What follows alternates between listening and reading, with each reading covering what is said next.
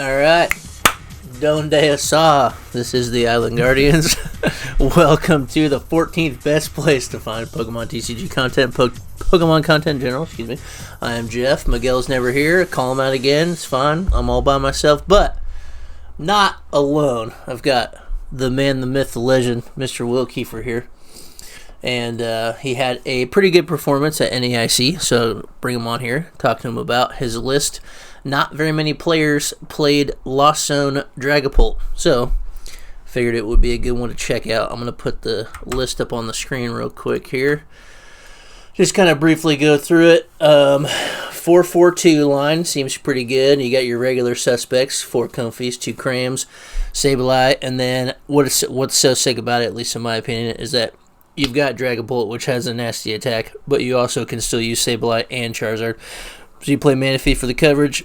4 Colress, 2 Boss, 1 Iono, 1 Roxanne. I love the disruption as well. I've been playing some games with the list just to kind of, see what I like about it. 4 Switch Carts, 4 Buddy Poffins, 3 Gate, seems good. 3 Switch, 2 Nest Ball, 2 Candy. 2 Super Rod, 1 Counter Catcher, 1 Prime Catcher, 1 Pokégear, 1 board. 2 Sinnohs, assuming that was for the Lugias. 3 Fire, 3 Psychic, and a Jet Energy. Mr. Will, welcome. How are you doing today? Thank you for having me. I'm doing good. All right, so open it up for us. What was the venue like? I didn't get to go. For those of us who didn't get to go, New Orleans, how cool was it? New Orleans was awesome. The only thing that wasn't awesome was the weather. Very humid. Okay. So even though we were waking up early, walking to the venue, we were like about a mile from the venue. Not 7 bad. in the morning, was still sweating by the time I got to the venue. That sounds terrible. How was the venue the city itself? was awesome. The venue was huge. Okay. Absolutely massive. So, like I said, we were about a mile away from the venue. Once we got to the venue and got inside, it was about another, I would say, almost half-mile walk till we actually got to really? where the Pokemon stuff was at. Holy smokes, it must have been a huge building. It's huge. Nice. It's crazy. All right, walking in there, how confident did you feel using some Dragapult? Brand new cards, right? We had no American tournament results with Dragapult. So what was the why choose Dragapult, and how'd you feel sitting down round 1? So why choose Dragapult?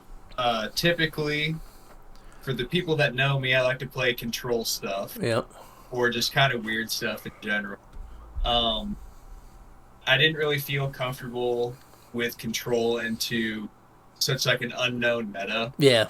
I didn't really find a good answer to cover the Bolt, Lugia, and Guardy matchups. Yep. Like I could cover one of them pretty well and then kind of falter against the other 2, and I didn't like that. Right. So I decided I wanted to play one of the new cards if I was going to play something that wasn't control. Dragapult seemed like the coolest to me. Yep. Not just Raging Bolt, catch a bunch of energy and swing. Right. It has a little bit of thought behind it. You have to place your damage counters and whatnot. Yep. And then as far as why I picked the Lost Zone variant, there's 2 reasons. I like Sablezard. I've played Sablezard at a regional before. And I also heard that Tord's Masterclass, Tord was like recommending the Lost Zone variant. I don't know if that's true or not, but that's just something I knew he was doing one, but I don't know which version it was, but so it was. We got there Thursday, got all signed in. Still didn't know what I was really going to play. I was leaning towards Guardy just because it seemed not too terribly difficult to play, and I wanted to play something that beat Bolt. Yep. Because Bolt was like popping off online. Oh, it was massive, yeah. So I knew I either wanted to play Guardy or something with the Radiant Charizard in, because sounds good to me. Those do well in yeah. Just high damage, low maintenance, high efficiency. That's pretty good. Right. Okay, so So I just decided to jam Dragon. So I mean, I think it was a good pick. Obviously, as we get through the video, the people will know. But he was a day 2 finisher. But we'll get to there. So round 1, you have most of your notes. I RIP Pokestats. But anyways, if you want to run us through, you don't have to go super detailed, but just through your whole run. If you thought anything was weird or had to make any like sick plays that you thought maybe only your deck was capable of, or like if you were thinking, if I played regular Dragapult right now, would I have made it through this? So on and so forth, whatever. So round 1, obviously it was a little bit still had the nerves. Woke up, walked there, just ready to get the first game out of the way. Yep. I hit Future Box, which I was not super confident in beating. Yeah. The first game, they started bundle passed, so I was able to donk the bundle. Nice. Let's go, Cram. That ended up being pretty nice. The second game, they popped off a little bit. They were not able to get like the turn 1 going second hits or anything. Okay. And I think if they aren't able to get that, the matchup becomes a lot better. Because Sableye LOR has kind of problem with getting 7 in the loss zone super quickly. Yeah. Which can make it really hard to respond to an iron, especially when you're throwing in Dragapult pack. Oh yeah, that was an extra 4, 8, 10 plus the 2. That's an extra 12 cards that just doesn't help you get to what you actually want. Yeah, so I think that particular game I lucked out. Like, they didn't get the turn 2 hands. I was able to swing into an Iron Hands with my Cram. They took 2 prizes, and then I was able to clean it up with a Dragapult. I didn't have them on, so gotcha. At that point, it's just kind of game. Right. They don't have anything that can really one-shot them. Round 2, I played against Guardy, which going into the event, I felt like it was probably a bit unfavored, but I thought it was going to be fairly close. Right. The first Guardy I hit tournament, I went 2-0 against that Guardy. The thing that makes the matchup really weird is if I go second and have the opportunity to KO with Cram immediately, it's kind of 50-50 on whether I really want to do that, because if they play Reset Stamp, that can cause a lot of problems. Oh yeah, big time. So I actually elected to go for the Cram in this particular round against the Guardy, just to kind of see if they had the Reset Stamp. Game 1, they didn't have it. Okay. So I just kind of assumed maybe they aren't running the Reset Stamp. I didn't see their A-Spec game. Game 2, I wasn't able to get the early Cram. And they did eventually show me they had Reset Stamp, but at that point in time, I already had some cloaks set up. Once you have the Drakloaks, it's really not that big of a deal.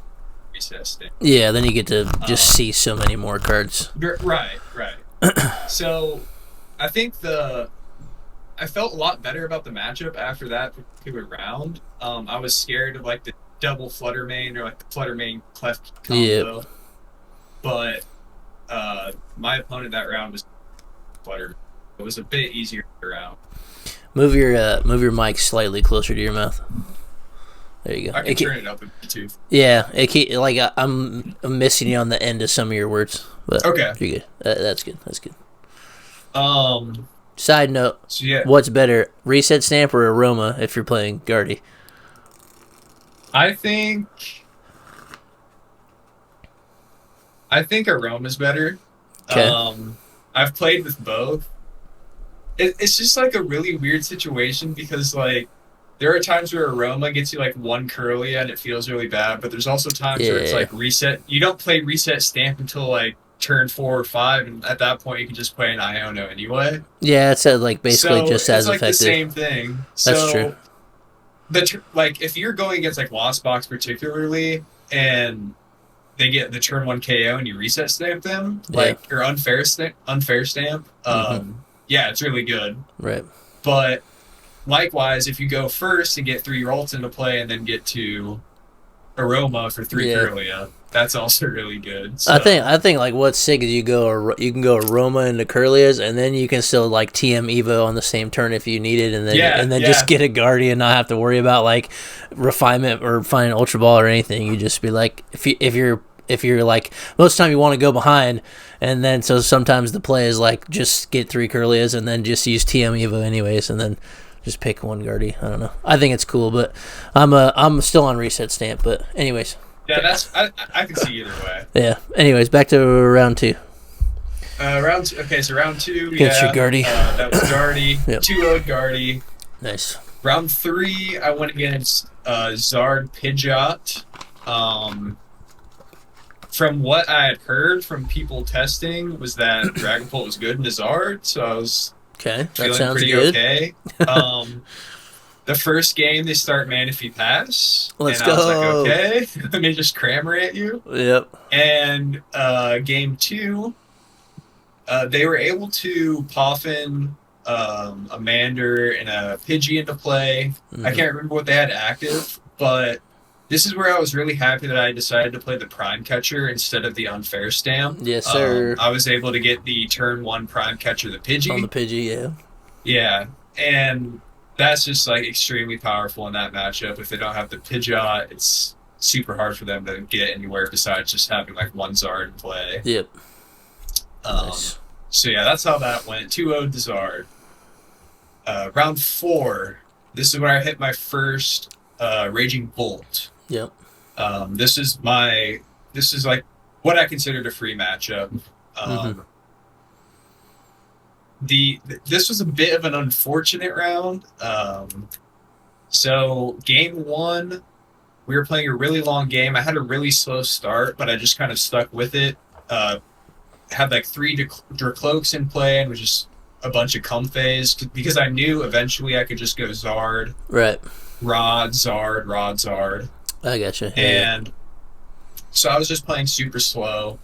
But eventually at some point in the game, I Roxanne them, and they had thought I Iono'd, and they drew an extra card. And bummer. That escalated into a double prize penalty. They tried to not get a double prize penalty. Yeah. Which, I mean, at that point in the game, I didn't really care if they did or didn't, because I was at the point of the Zard, Rod, Zard. Yeah, so it, like, kind of basically didn't matter. Like, it really didn't matter. It just made it a little bit easier for me. Yeah. So I ended up winning the first game, and then the second game, so this person's list ran, I think, 3 charms and 3 switch cards. Dang, okay. So it was like really difficult to get all of my Zard math lined up. Yep. And the second game, about halfway through the game, I realized like I'm probably not going to be able to win on prizes. And we eventually got down to time. Okay. And I was able to boss stall their Greninja of all things. Okay, all right. For enough turns to have the time exceed, and then have the time run out. And on the final turn of time, I ran out of cards in my deck, and all right, it didn't matter because it was the last turn of time. Nice. Okay. So I beat. Weirdly enough, it was a 1-0 victory over the Raging Bolts. And now you're 4-0, right? You're currently 4-0. Yes. All right. So from here on out, everybody I play against made day 2. Nice. Or was in day 2. So the next round is another Raging Bolt Ogerpon. Okay. Nothing very exciting. It's just the typical. So do you not in that one? Yeah, in that one. So like you don't play for Dragapult. Like you don't even worry about it. You just. So it depends. Because if they're going charms, it's tricky if they have like 3 charms, right? So like. Right. So I play Boss, Counter Catcher, and Prime Catcher. So I know I can at least gust up probably 2 Ogerpons if I need to. Right, and they're weak to fire, so. Right, so if they ever charm those, it's just a waste. Yeah. Okay. And then because there's no vacuums in your list. No. Yeah, there is no vacuums. Okay. And then there's also the case of at the end of the game, if you just keep a bunch of Drakloaks in play, you can always attack with Dragapult to KO a Squawkabilly. Okay. A lot of the lists do that, play a penny, but like they have to find it and worry about getting yeah. it. Yeah, so okay. And this particular list did not play penny. So gotcha. they're on 4 Sada, 1 boss. And gotcha. I think in this particular game I didn't even end up using the Dragapult at all. Okay. But the Drakloaks just made it so it was super easy to be able to get the multiple Radzars. Just to see a bunch of cards. Okay. Yeah. Gotcha. And while you're waiting to use the Radzards, you can also soften up the Raging Bolts with Crams or Sableyes. So like the charms aren't super bad to deal with, right? But that's true. If they, I think actually this particular game, there was one turn where if they would have gotten their 3rd Switch Cart, they could have kept me from winning the game, but they only hit 2 of the 3 Switch Cart on that particular turn. Nice. Which would have been nuts if they got all 3 on that one turn. Yeah, that would have been. Huh, okay.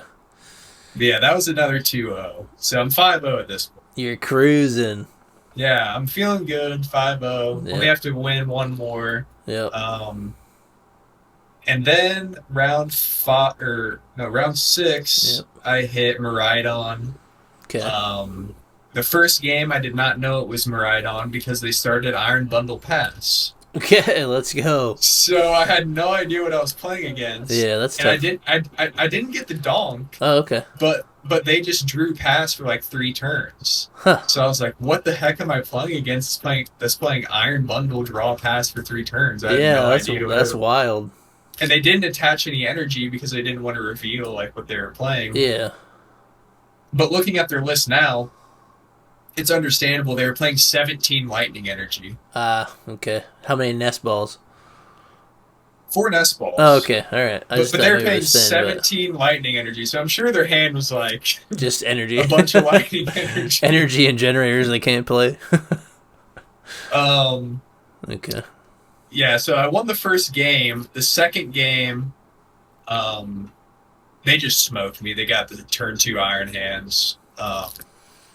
The third game was a bit more interesting. I was able to get set up to have my Radzard return KO the Iron Hands, but they were able to get their Bravery Charm on the Iron Hands. Okay. And I was not expecting a Bravery Charm on the Iron Hands. Yeah.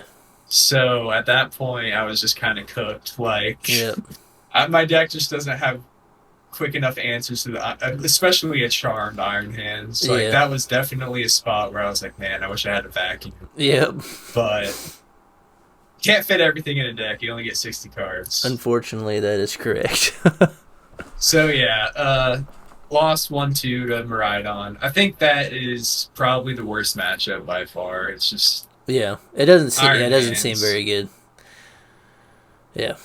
So 5-1. Realized I'm not invincible anymore. Yeah. And then I hit Rahul on Guardy. Okay. So I was like a little bit nervous. I was like, I mean, I know who Rahul is. I know he's good. Yep. I'm not super sure about the matchup, especially with all the Monkey Dory math and stuff. But something I noticed, both Rahul and my first Guardy opponent did not aggressively go for their Flutter Mane for whatever reason. I don't know if it was like they needed to prioritize setting up Ralt and couldn't access the Flutter Mane. Right. It is a little bit awkward looking at his list. Like, he plays 3 Poffin and 1 Nest Ball, so it's kind of hard to get the Flutter Mane out consistently. Right. No Artisan, or is there Artisan? One Artisan. Okay, so yeah, you're still pretty limited on options because you can't even use Poffin. You can't use Poffin for it, so you just have Artisan Nest Ball. Okay. And he wasn't playing Klefki either, so he couldn't Poffin out Klefki. Yep.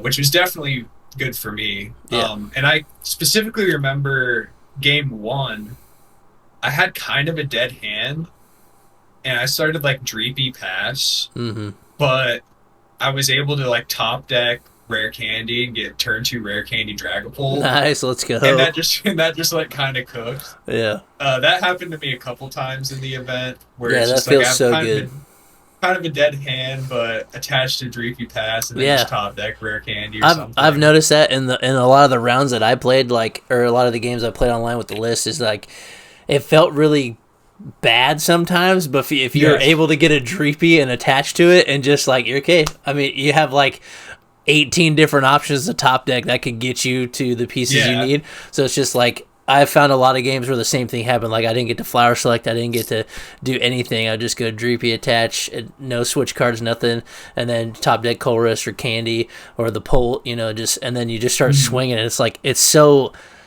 like so oppressive to like for them to deal with once you make that. Well, and it's like on the opponent's side, they're probably never expecting the Lost Zone Pole to like just hit that. Right? Yeah, just to hit Candy and go. Yeah. Because like most of the lists aren't playing a high candy count, and I'm only playing 2 candy, so Right. I get that. So the first game was like pretty much a steamroll. The second game was a lot more interesting. He was able to get the Monkey Dory in play, which caused a lot of problems. Yep. And I think he actually did do a play where he had some Curlias, and I was like trying to set up some math with Dragapult or Sableye, and he was actually able to TM Evo a Curlia up into the Guardy, Oh, nice. which stopped some of my plans. Yep. But it basically just came down to at the very end of the game, I had to Radzar to knock out a Drifloon, who was my only attacking option, which felt Okay. super bad. Yeah. And I was like, well, I'm gonna have to like hit the nuts after this to be able to take another knockout. Yep. And he actually took a really interesting approach and decided to Iono me to 1, and he just went into Cresselia and used Cresselia to attack. I got you. Because he had 2 prizes left, so he knocked out like a benched Comfey or something. Mm-hmm. And I just hit the switch off of the top deck, so it was Free low. it felt pretty. It felt good, but like also felt bad. It was like Yeah. I think it was probably the best play he had to make. Yeah, I mean, which makes sense, right? You want to sit behind Cresselia or Screamtail because you don't want to hit the active, right? I'm assuming he had you. Yeah. He had you stuck to where you couldn't move. Right. So, yeah. I had Makes to sense. hit the switch. Yeah. Yeah. So yeah, I beat Rule 2-0. 6-1 now. And I mean, at this point, I'm chilling. Like, Yeah, you can take an ID whenever or just try to win. yeah, try. So the next round, I'm obviously trying to win. Yeah. So this is round this is 8 when now. Yeah, this is round 8, and I hit someone on Andrew Hedrick's Lost Zone box list. Okay. The exact 60. Nice.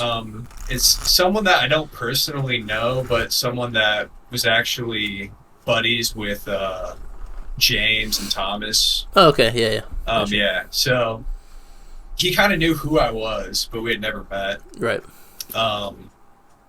But I kind of knew of the list. Thomas was playing a similar list to NAIC. Okay.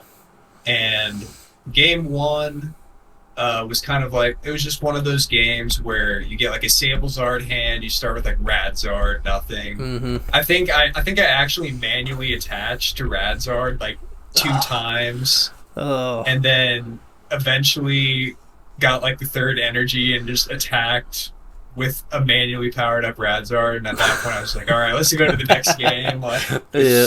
I'm not winning this. Game 2, it was kind of the opposite, where I got set up, he didn't get set up. Okay. So two really not interesting games at Yeah. all. And the 3rd game, we knew there wasn't a whole lot of time left, so we were both kind of trying to play quickly. One of the 2 egregious misplays I made throughout the event, I think, was in this particular game. I think he made me go first. Yeah, he made me go first, and I had double Buddy-Buddy Poffin, and I think he started Cram or something, and I was like, okay, I know that he's playing Turbo, but what are the odds that he hits like the turn 1 7 in Lost Zone for the Greninja and just yeah. like triple switching cards. Mm-hmm. So I elected not to get Manaphy. I went for like double Dreepy, double Comfey, or something like that. Right. And he ended up getting the turn 1 Ninja. No. So dang. I was able to kind of claw my way back. We actually went to turns, and I think it was on his last turn of time, he was able to piece together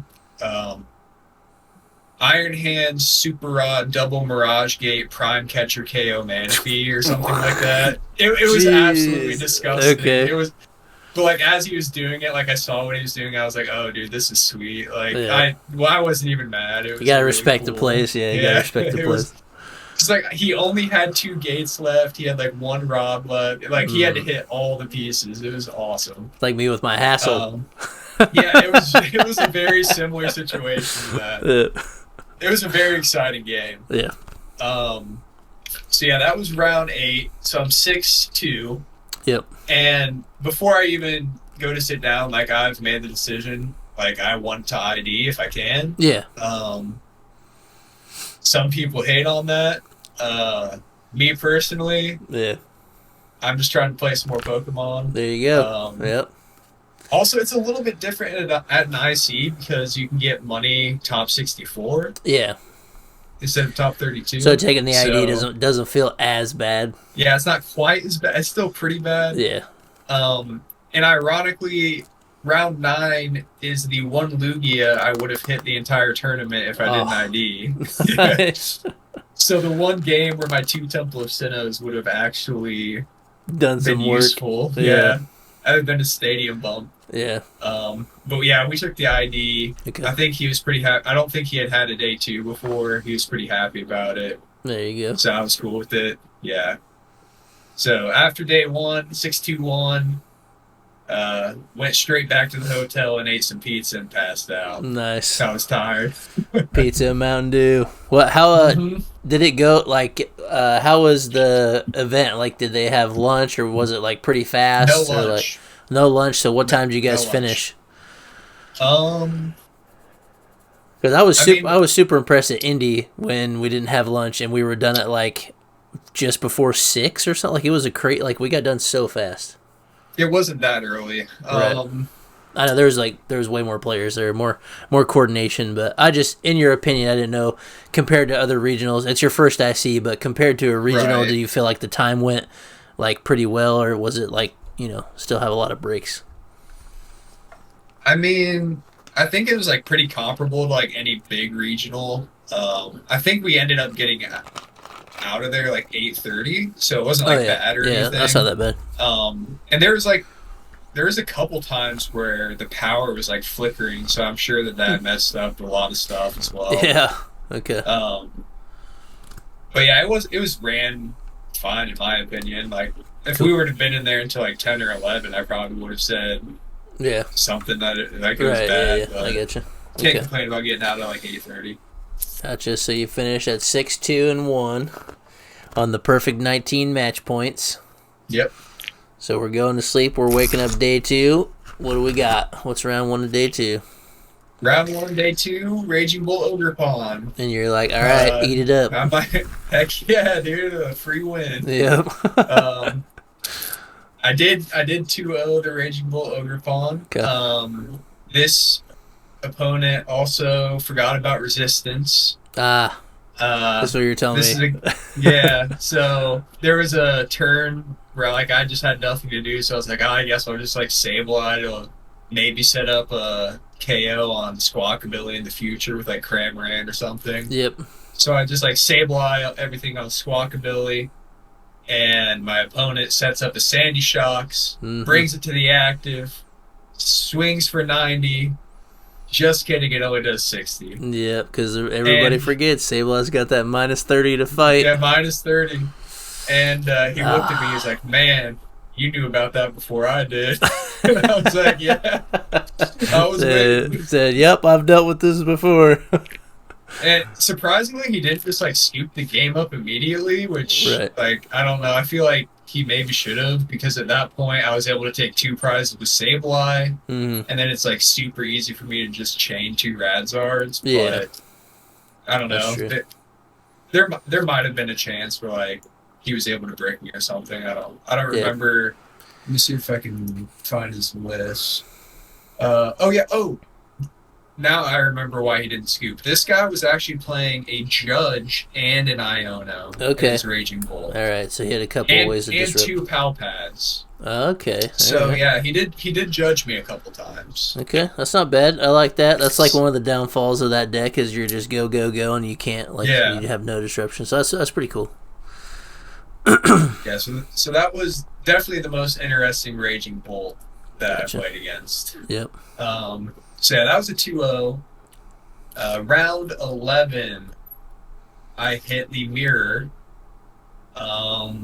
Which is pretty wild because there was only 10. Yeah. There was only 10 lost 10 out of like Dragapults. Almost 300 people. Yeah, for day 2. Yeah, that's crazy. Yeah. So I had no idea how to play the mirror. I was like, I mean.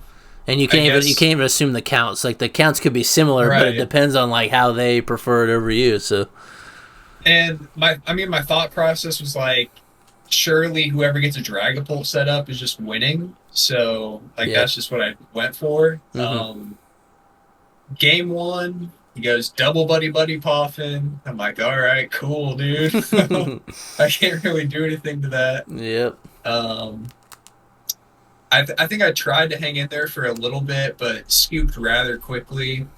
This tournament in particular, I was like trying to scoop earlier and like try to identify if a game is winnable or not, because in the past I've fallen into a lot of ties. Oh yeah, it happens. It happens to everybody. That's like the #1 thing to learn. And I suck at it too, because I play a lot of locals where it's best of ones. And so you're just used to having 30 minutes to try to win. And like you're kind of in the mindset of like, oh no, I could probably win. Okay, that was a sucky turn. But I could still probably win. I have a sequence of cards. And then if something else happens, you're like, okay, well I have one more sequence. But yeah, a lot of the games you gotta. It's tough to decide though, because you're like, a lot of them you probably could have won, but it's just the amount of time it takes to win. So it's kind of that's the thing. It's like this deck feels like you can win a lot of games that you might not think you can win, but it's like how probable is it that you can actually pull that off? Yeah. So I scooped up the first game pretty quickly. The second game I was able to match his pace, and I think I got like a turn 3 Dragapult in play. Was just really nailing his bench with the spread damage. Interestingly, he was able to fit in the Iron Bundle, which I wish I would have had in my deck. And he was also playing the Unfair Stamp instead of the Prime Catcher. Okay. Which was actually really good in the mirror. It allowed him to... He had 2 Iono and Unfair Stamps. So he was like constantly disrupting my hand. Yep. But the second game was kind of going my way. He ended up scooping it up fairly early. And then game 3... he again had the double Buddy-Buddy Poffin. Like all 3 games, this guy opens double Buddy-Buddy Poffin. Just had him raw out the gate. Yep. And this is what he actually revealed. I was able to get like a really quick Sableye going, and he revealed he was actually playing Lost City. So he Lost City'd my Sableye. Holy smokes, that's wild. And I was like, well... yeah, like that. It kind of just like threw a wrench in my plans. I couldn't finish all my spreading. Yep. I couldn't set up another Dragapult, so he was able to get that one. Oh, and that was so a really wild. really cool card. Yeah. I'm not sure exactly what the Lost City was for particularly. I guess it could maybe be good into Guardy, like get rid of. Yeah, or like you got smaller stuff, so like maybe in Chempals you can lost zone the Iron Hands, or you could like, I mean, even the Turbo or Miraidon, even the Turbo Hands deck, you could start lost zoning the hands, but they don't have recovery anyways. But yeah, it's probably like mirrors and stuff. You can get rid of a Radzard or Sableye, but yeah, that seems pretty crazy. It was definitely a fun game. It was fun to try to learn on the fly how to play the matchup. Mm-hmm. That's kind of what I enjoy about. Like, I'm really bad about testing for events, and I'll like pick a deck that I just think is like fun. And it's like I'm sitting down round one. I'm like, all right, let's learn how this thing works. Yep, that's a fun feeling. I do that all the time. So yeah, I lost that one. I wasn't upset or anything. I was just glad to be there. Yeah. And then I hit a Guardy round 12. I can clearly remember both round 12 and round 13. Mm-hmm.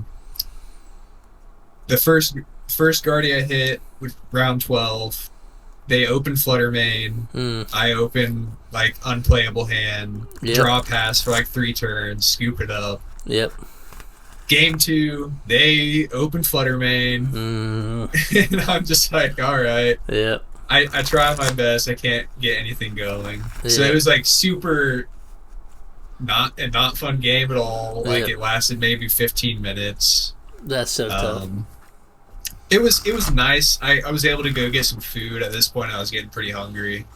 So that was at least somewhat of a positive. But at this point I was just like, all right, I'm just playing it out, trying to get maybe top 128. And then I hit another Guardy.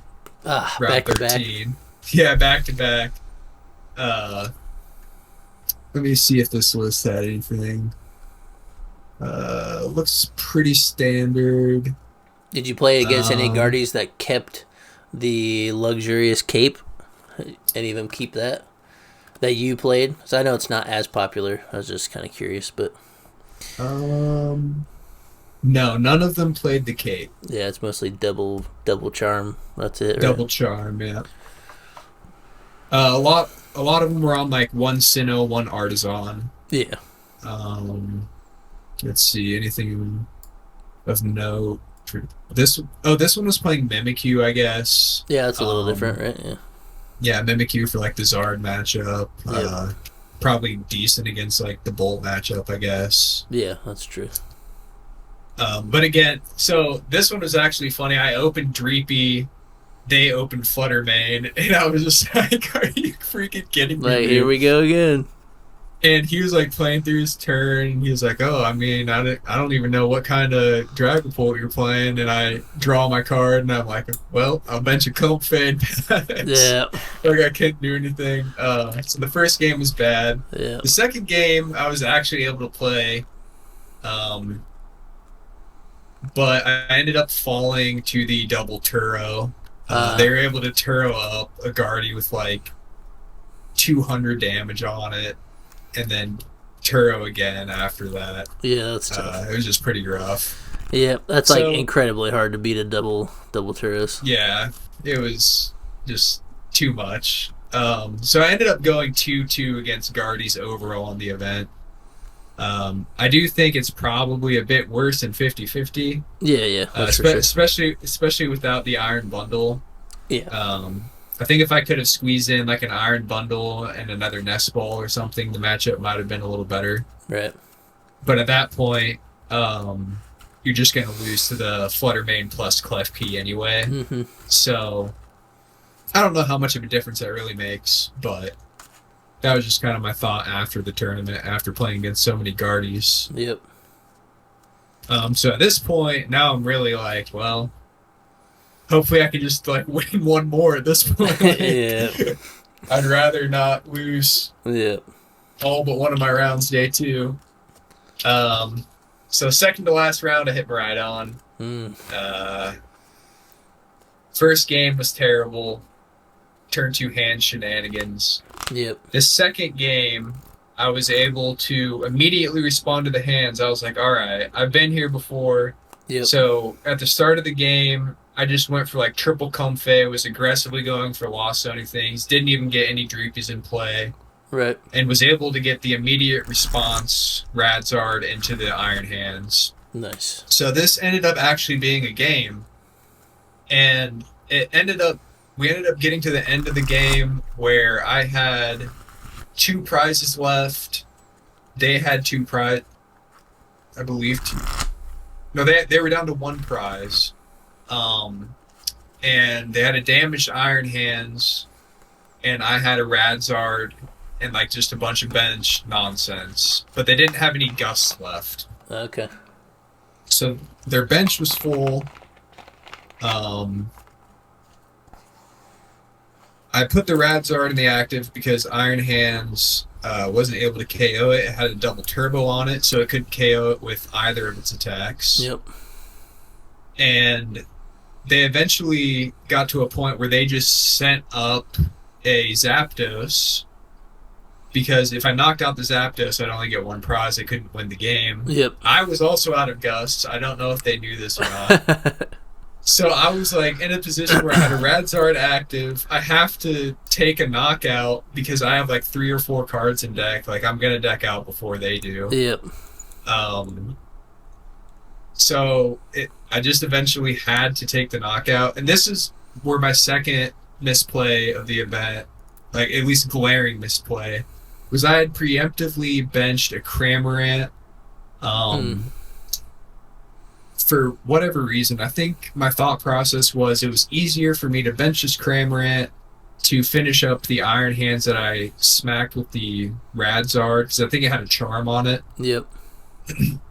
So I was going to clean it up with Cramorant after they were unable to KO my Radzard, but I didn't foresee them switching it into the Zapdos. Right. So I should have left that space open to be able to Sableye and finish with the Sableye spread, but I had bench locked myself as well. I getcha. So, yeah, I ended up losing that game. I had to knock out the Zapdos, and they had the Iron Bundle to make me switch. Yep. Yep. So, dang. that was almost a tie. Yep. Not quite. So at this point, I am 1-4 in day 2. Not feeling great. No, that's a total flip around from day 1. But hey, yeah. In theory, you're playing better players, but even so, it Right. just sounds like it was worse hands. It was just worse hands, worse matchups. Yeah. Yeah. Well, and like, I went into the tournament, I was like, I hope I just hit a bunch of Raging Bolts, because like that's a free matchup. Yeah. And that kind of happened day 1, and not so much day 2. Yeah. And the last round, I was just like, whatever, man. If I win, I'll get top 256. If not, I made day 2 at the largest tournament ever, you know. Right. So I sit down across Dragapult Pidgeot. Okay. And this matchup, I was, again, like, similar to the Wasso Dragapult matchup. Like, I have no idea how this is going to go. Yeah, you're just like, how do I play against this? Yeah. So, game 1, I have one of those games where I open Dreepy Attach Pass, and then turn 2, I top deck not Ultra Ball. I think I top decked the Dragapult EX to Rare Candy into Dragapult EX. Nice. And I KO his Dreepy and Pidgey on the bench. Let's go. So, ended up winning that game pretty convincingly. Game 2, interestingly enough, this list was playing double Lance. Okay. So, he was able to set up a bunch of Dreepies turn 1, and then Lance for triple Drakloak. Okay. And I was like, oh, this is going to be a problem. Yep. I ended up losing that game. And then game 3, we both got set up fairly well. The thing that I kind of realized about the Dragapult, any of the Dragapult mirrors, is it's kind of the opposite of the Zard mirror, where like, in the Zard mirror, it's kind of bad to get ahead. Okay. But in the Dragapult mirror, if you have a Dragapult out first, but they are able to smack into your Dragapult first, it's really bad. Yeah. So I was basically just waiting for him to have a Dragapult in the active. I would evolve into my Dragapult, swing into it. Yep. And it was just setting up the damage for me to either knock it out with consecutive Dragapult attacks, or I could clean it up with Radzard or Sableye. Yep. So that ended up being really good. It came down again to the end of the game. He reset stamped me. I think I had attacked with Radzard, and he had my Radzard locked in the active. And or no, he didn't stamp me. He Iono'd me to 2 or whatever. Okay. and he Ioned me into Prime Catcher energy so I could Prime Catcher retreat attacking Red Star. Oh, that's so gnarly. So that was how I ended the entire event, with Ioned a 2 into Prime Catcher to win the game. That's Iono proof. That's nasty. Yeah. Iona's a lie. Yep. So on the day 2, you were 2 and 4. 2 and 4. So that's a pretty good run. Unfortunately, day 2 is just a little bit worse than day 1, but yeah, top 256 is good. I played against a lot of good players. The Pult Pidgeot player is like top 16 in Latin America. Oh, nice. The Lost Zone Dragapult mirror match, that player was like top 16 in Europe. So, like, really good players. Yeah, that's always fun. That's like the best thing about going to regionals and everything like that, is you just play. You get to play other people you never get to play at your, at your locals or whatever. But that's cool. That's a pretty sick run. Everyone was super cool too, which was nice. That's a bit of a different experience than I get when I play Control. Yep, 100%. Like, oh man, Will's attacking this time. This is crazy. Yeah. No, that's cool. So, just after playing, I know we played the other day, and you were playing the Pidgeot version. But after NAIC, what did you think about the list? Was there anything you would have specifically changed, or do you think it's just like get rid of the Sinnohs, didn't matter? Like, what was your thought process after you got done? My thought process was I want an Iron Bundle in the deck. Yeah. Okay. And if I put Iron Bundle in the deck, I need ways to search the Iron Bundle. Right. The most cuttable cards, Sinnoh can probably go down to 1. Yep. Boss could potentially go down to 1, since I also play Counter Catcher and Prime Catcher. And Prime Catcher, yep. Pokégear feels cuttable, but I'm pretty sure every time I had Pokégear in hand, it hit a Colress for me. Yep.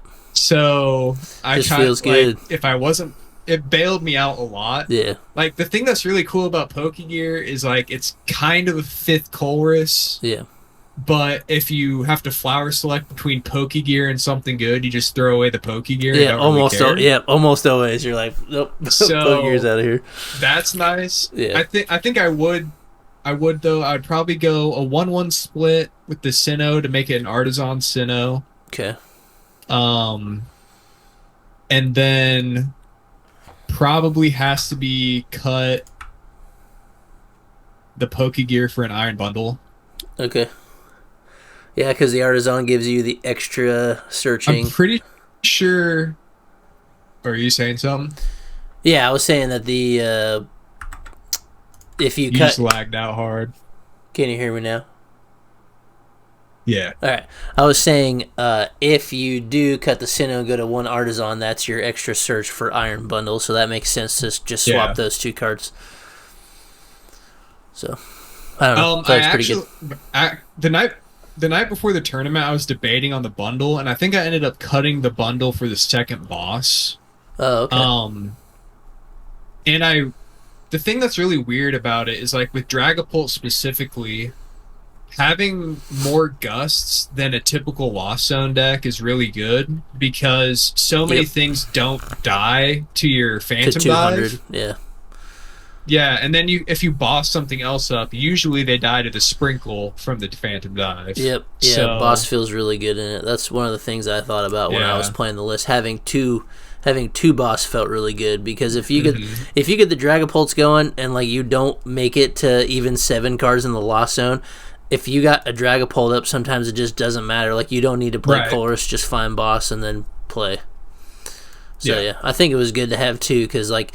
You do get to see a lot of cards, but if you don't get enough Drakloaks going, or sometimes you're like split Drakloak and Comfey, and you can't use them both, or then you have to evolve your Drakloak, and then you just see less cards, and you're like, well, I don't even have a chance to like really find boss. So playing 2 felt pretty good. Plus you had the Pokégear, so.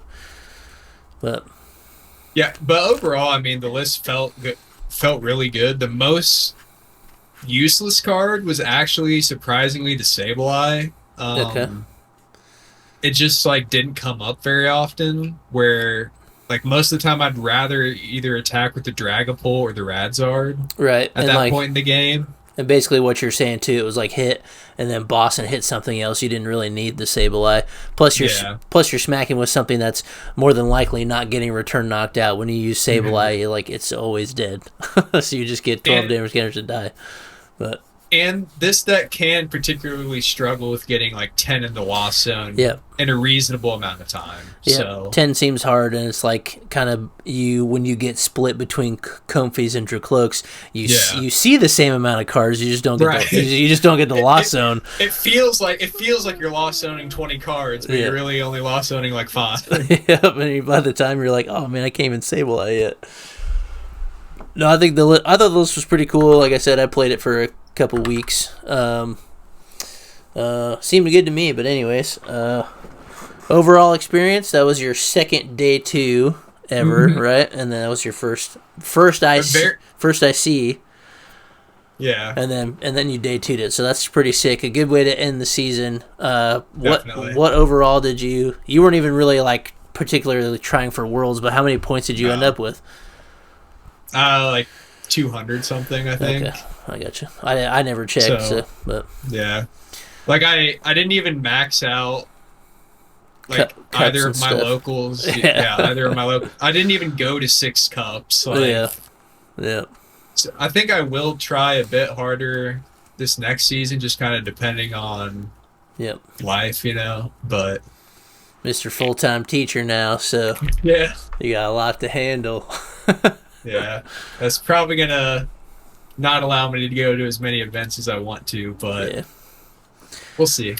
It's all good though. You've been playing. How long have you been playing now? I have no idea. I've never really asked you. I mean, I started playing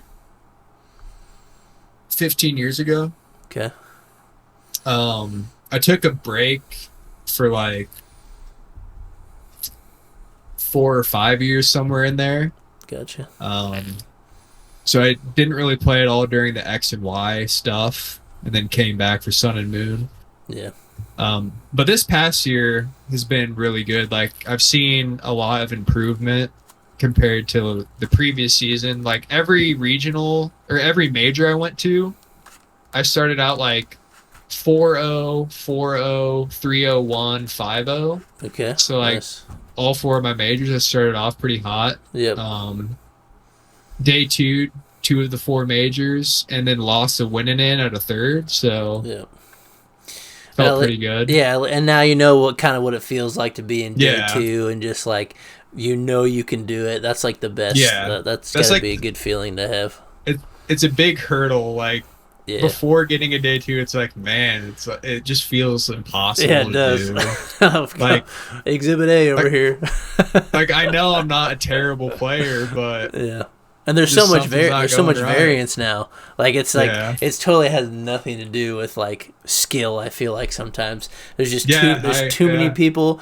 You show up, you hit the worst matchup possible, just like, or you hit some off the wall deck you've never seen. Like, there's just too many things to worry about, and so like you could be so well prepared into the 3 best decks, and then you go in there day 1 and you play 3 of your 9 rounds is like decks you've never seen, or just like, whatever, and then you're always gonna have a game where you get donked, and then you're like or you just draw poorly, just something happens.